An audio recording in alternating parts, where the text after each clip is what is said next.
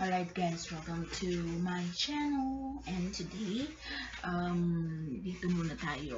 Our discussions for today is all about this one. So nakikita niyo naman na marami nang naglalabasan ngayong video lessons about new implementations of RPMS. So natapos na rin ito yung phase 1 to phase 3 na explanation ng DepEd about having this new indicators, new COTs, new observation tool na binigay sa atin ng DepEd.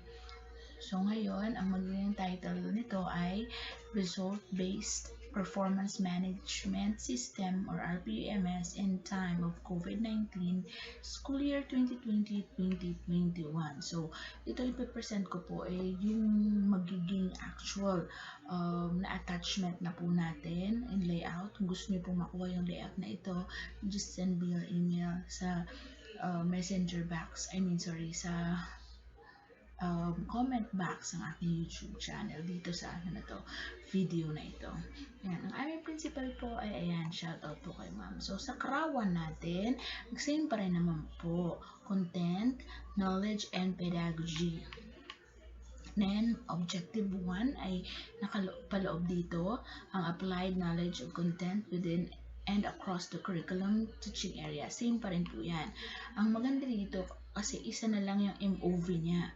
Yung MOV niya ay yung Classroom Observation Tool natin or yung COT Rating Sheet or Inter-Observer Agreement Form from, may options tayo, an online observation of online synchronous teaching. Or, if option 1 daw, yung asynchronous teaching natin, is not possible, an observation of a video lesson that is SLAM-based or MELC-aligned. Yan, hiwalay lang natin ito. Okay, MELC-aligned. Option 3, if option 1 and 2 daw are not possible, an observation of a demonstration teaching via LAC. Yung LAC sessions po natin. So dito tayo mag-focus sa online observation of synchronous teaching. So COT to. So meron akong sample dito na COT.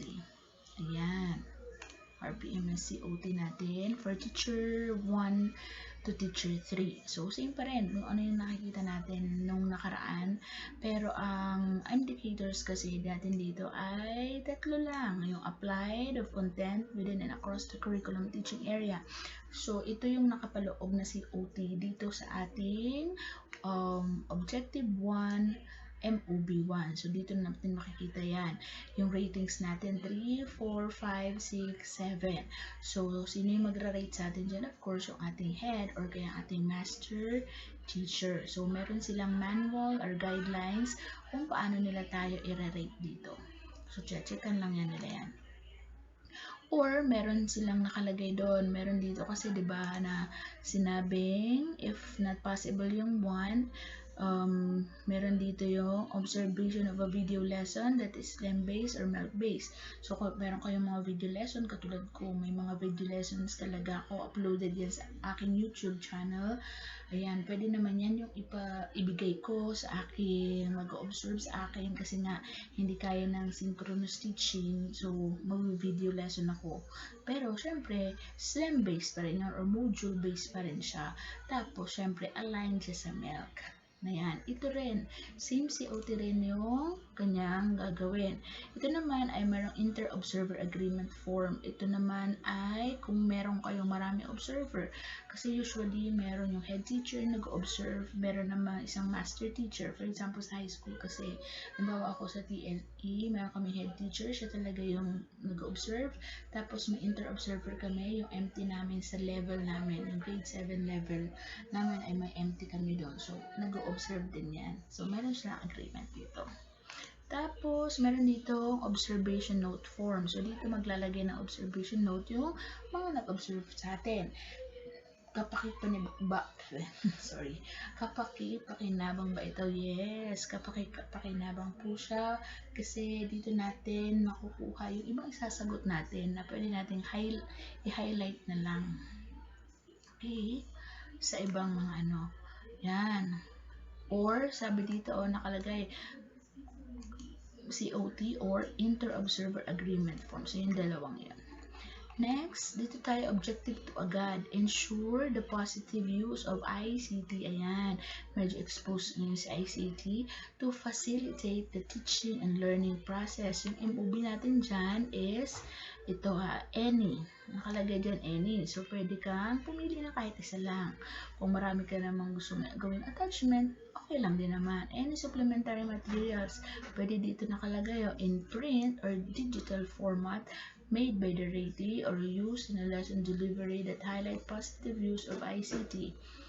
Facilitate the teaching and learning process. So, pwede ka dyan magkaroon ng activity sheet. Pwede yan one lesson from self-learning module or SLEM. Pwede ito, syempre gumagawa naman tayo nitong DLP natin or kaya WHLP, Weekly Home Learning Plan.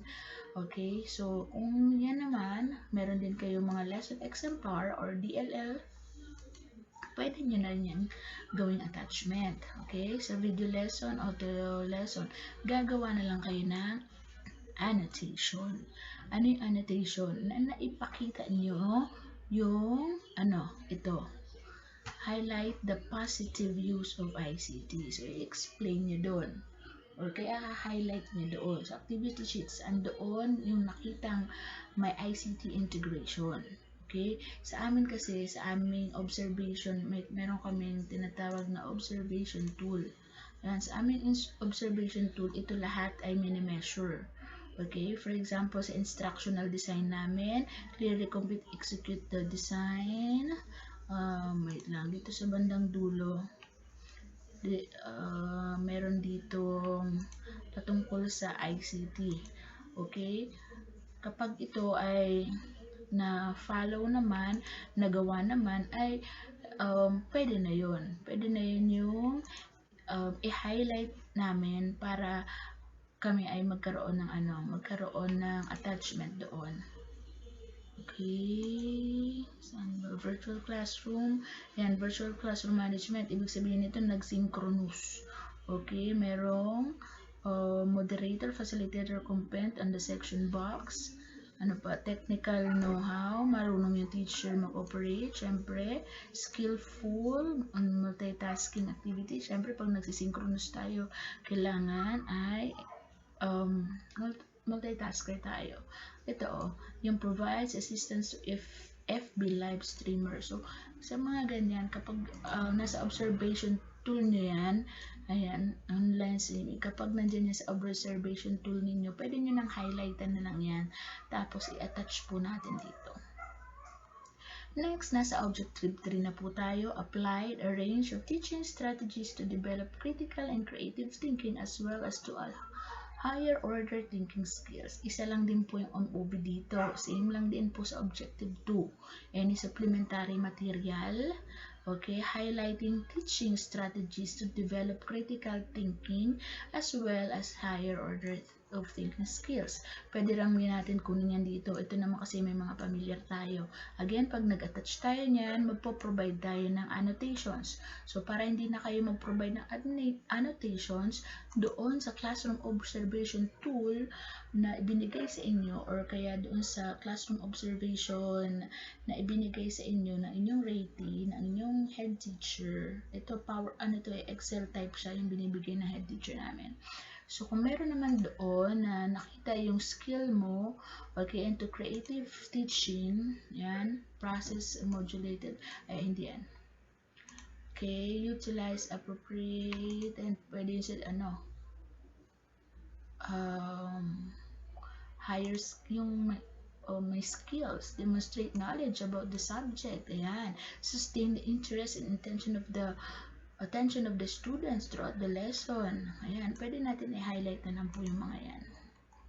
At ayan po, ganun lang po kadali yung CRA 1. Okay, from objectives 1 to 3 only. So, bukas, next video lesson natin is yung sa CRA 2 hanggang CRA 5. Ito bagong RPMS natin ay from objective 1 to 12 lang. Hindi katulad ng dati na hanggang 13. So, see you again tomorrow.